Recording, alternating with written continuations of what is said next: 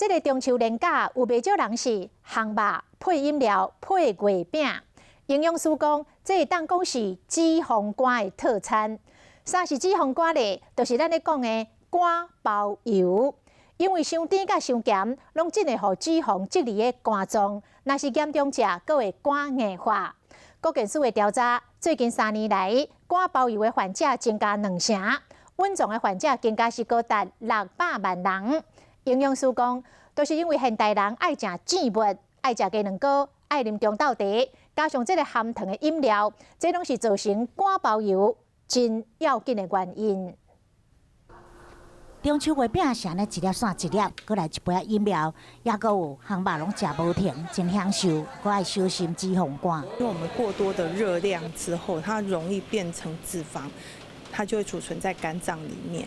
脂肪肝其实我们知道，它久了之后就可能会有纤维化，那纤维化接着下一步可能就是肝硬化。甚至演变成肝癌，都是增加心肌梗塞、这心血管疾病风险。上主要就是现代人食食习惯改变，爱食自由的，也有鸡卵糕等等。根据卫福部健保署的统计，最近3档脂肪肝对14.2万人成长到16.8万人，3档成长将近2成。男性较侪，女性以40岁到69岁占将近7成上悬。毛医师研判，潜在甲确诊患者加起来高达600万人。我们糖的建议摄取量其实就带总热量的10%。如果说以10%2000大卡换算过来的话，每人大概就10颗方糖的量。那如果我们以珍珠奶茶来看的话，其实远远超过这10%。